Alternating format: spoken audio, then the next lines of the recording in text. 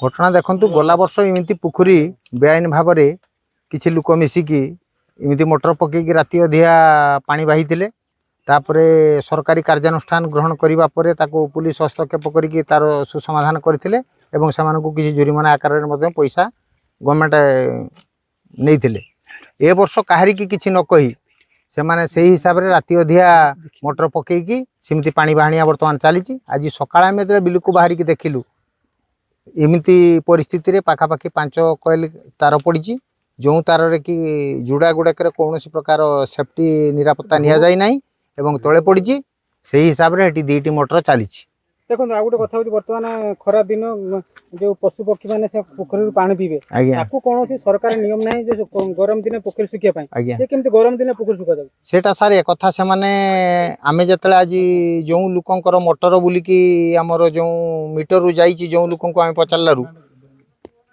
सी कहले कौन जहाँकि जे आमर सरपंच मते कहिसंती पोखरी सुखैबा पई किछि कार्यक्रम सेठी हबो आउ दल सफा करा जिवो सेति पई पोखर किछि अंश जल सुकानिया जिवो। पशु पक्षी माने गाय गोरु पानी पिए केन सी तो सारा सी सब कथा से माने जदी भल भाव रे जानि पारथांते सब बाबत तो चिंताधारा नै कार्यक्रम करथांते ना। गाय गोरु कोठी पानी पिउछन पानी सारा अन्य कोनसी जगह सेठी पानी रो सोर्स नै केवल बिलो मझिरे सेही गुटिए पोखरी सेही पोखरु सब गोरु गाय पानी पियंती। एबे केमिति पीबे सुका जाउ केमिति सुखै गले सारा गोरु गाय सेठी बिले पानी पी परिबे ना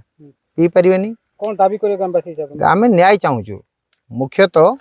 सरकारंकर नियम दृष्टि को आमे एइथि पई आनिछु ए कथाटी जहाँकि बेआईन भाव में जो माने आईन ए प्रकार कार्यक्रम हाथ को नहीं करुचंती से जिनस को बंद करा जाऊ एवं साधारण जनता को समस्त को ठीक हिसाब से न्याय दिया जाऊ। तो आज सकाळु मते गाँव रो गोटे कॉल आसला कि आपनकर जो अनऑथराइज गोटे चली बोली कि माने खबर आसला मो पाखु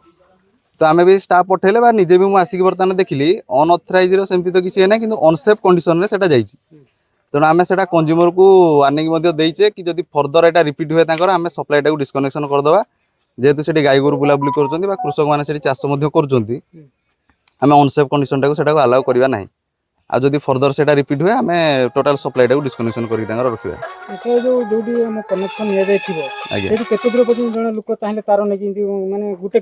ना ना ना ना सेमती आलाउ ना गोटे परमिजेबल आम लिमिट अच्छी आपंकर माने इलेक्ट्रिफाइड पोल पाखु आम 30 मीटर भीतर पर्यंत आम मीटर टाक सप्लाई टाक दे पार आज्ञा एटा तो तार पोल ये ही बस सप्लाई तार पोल रे अच्छी से पोल मझे आसिक मीटर तार बस तो से मीटर जे तार एक्सटेंशन कर बहुत डिस्टेंस सेटा पाखापाखि हो 2-3 कोयल खंडे तार से पकई बहुत इलिगाल काम से 30 मीटर आपंकर अच्छी इलेक्ट्रिफाइड पोल पाखु मीटर पर्यंत 30 मीटर आ मीटर ठू आपंकर जमी आम कहूचे घर पाखे मीटर बसला आपंकर से घर टाक यूज करेंगे शुणु से लोक तो नहीं जाइए ना बर्तमान आम कौन करवा तार रेक्टिफाई जहाँ आम कर कहीं से नहीं आम तो अलाउ करने कि आम से परमिशन नहीं ना कि मुझे पकईकि सेमती चलाऊँ बोलिकी आ परमिशन जाइए आम से अलाउ कर न था जेहेतु से आज कर वार्निंग तो देचे जदि भी रिपीट हुए आम सप्लाई टाक संपूर्ण डिस्कनेक्शन कर रखा जेपर्यंत रेक्टिफाई न कर।